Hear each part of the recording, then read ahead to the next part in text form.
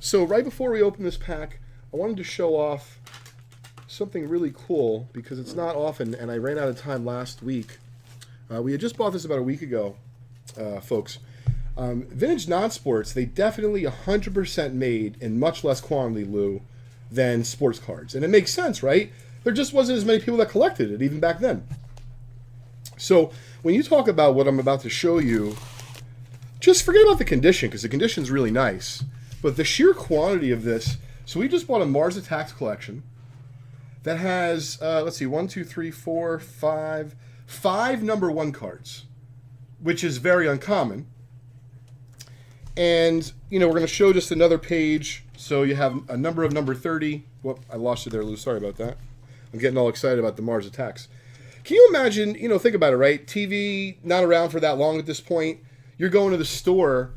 I mean, if you're 8 years old, like, this could scare the heck out of you.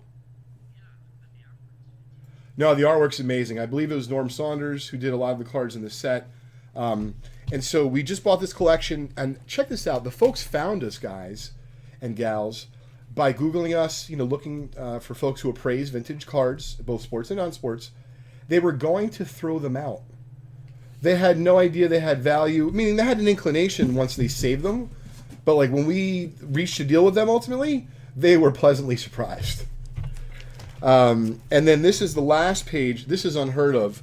So in all my years, I think maybe I've had probably like 3 Mars Attacks checklists total. There was 5 in this collection, and I think 2 of them are unmarked.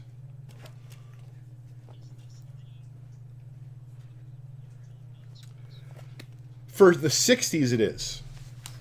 Yeah, so I would say, with each decade, kind of the same thing in sports. They asked that recently in a Facebook group. I thought it was great to talk about, like, what's the dramatic card in sports. And for non-sports, it's just easier to talk about the issue. So even though there was Batman cards in the 60s, and of course the series took off on TV, Mars Attacks, Lou, like this scared people. Like, this was a buzz in town. Hey, should they even be selling these at the store? I mean, I wouldn't say it was quite political, but it almost got to that point, folks were really freaked out by it.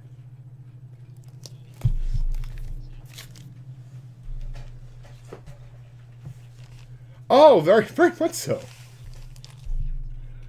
Yeah, they did, and think about why they did, right? The artwork's amazing, Lou. They don't make cards like that. Topps doesn't make cards like that.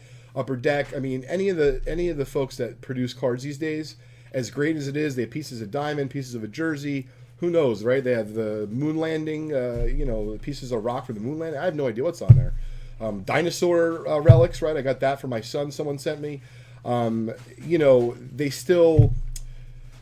The artwork, really, for the non-sport cards, especially stuff like Mars Attack, Horrors of War, some of those sets is just timeless. Yeah, Horrors... Yes, that was drawn. That was every single card was an original piece of art. So let's get to this 1978 Topps Baseball Wax Pack. Thanks for joining us this afternoon on our Vintage Breaks PSA show. You can find us here every single Wednesday on the PSA Facebook network at facebook.com/PSA card, 4:30 p.m. to 5:30 p.m. Eastern Time.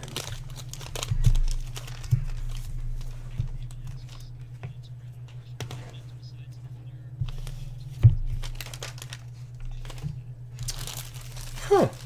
So I bet you at turn of the century when they had these, bird cards, and they actually have cards of fish. I don't know if there's anyone fishing, but they definitely have cards of fish from the late 1800s, early 1900s, and they're not worth that much. Allen and Ginter, I think, made a set. They're probably a little bit more desirable. But I would say if there was something that'll cross your mind, from 100 years ago, and it was interesting to people, they made a set about it, at least one set. It's pretty amazing, Lou. Okay, 78 baseball. Let's see if we can pull a Murray or a Trammell Molitor.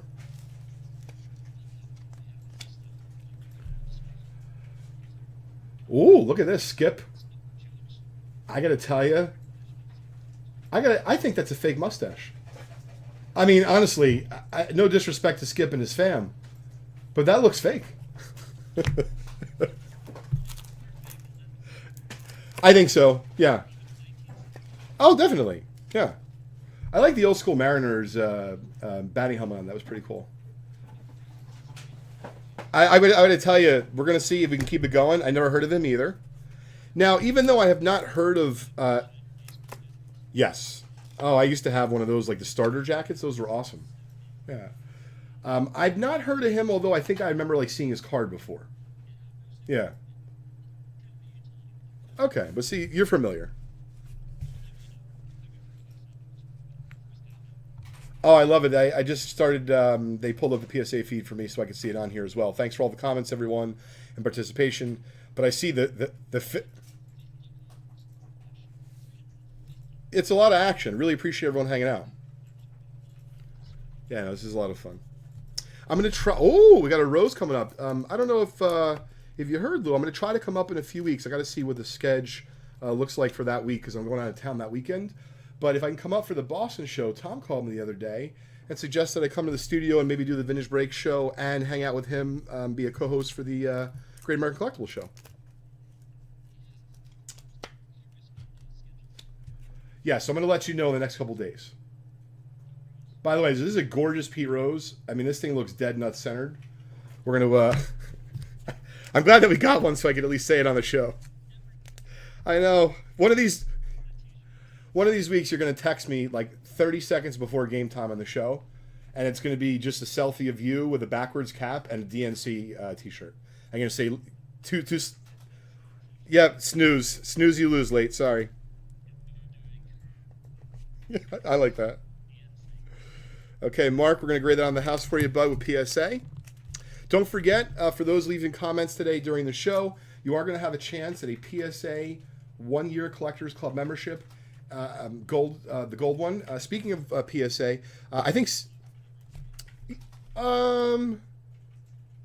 looks pretty good at first glance. I'm going to have to look at it kind of not at this angle, but actually looks good at first glance. Maybe a smidgy off there.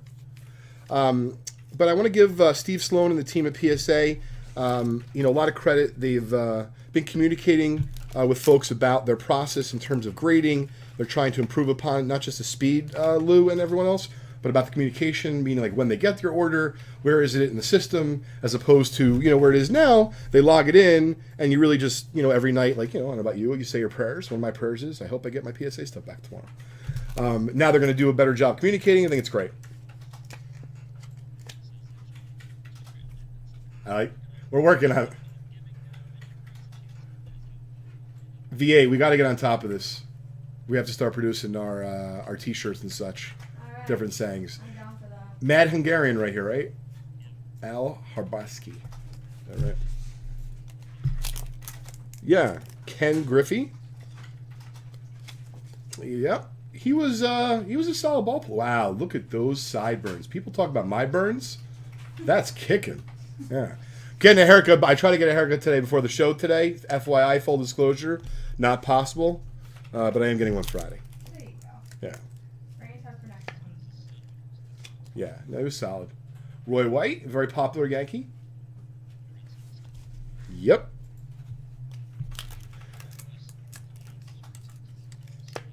Are you now, Lou? Are you a little worried about the Sox start, or you're one of those, you don't get too crazy? It's a long baseball season. It's just very early.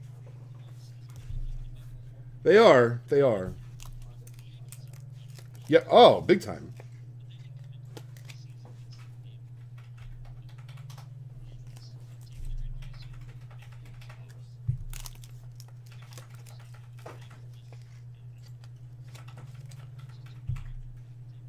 So I was going to ask you, do folks, in the Boston area, are they calling local talk shows right now and like they don't know what to do with themselves? They're lost or they're patient.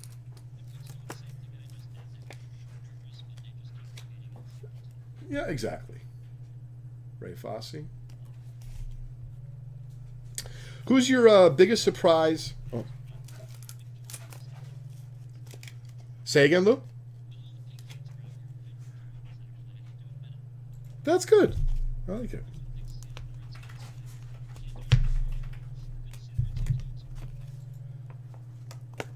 Very unlikely in baseball you cruise the entire year. Really is. Well, yeah, that was unbelievable. Okay, 1978 Topps Baseball pack number 44 is in the books. So Lou, I'm curious, and the rest of the gang, who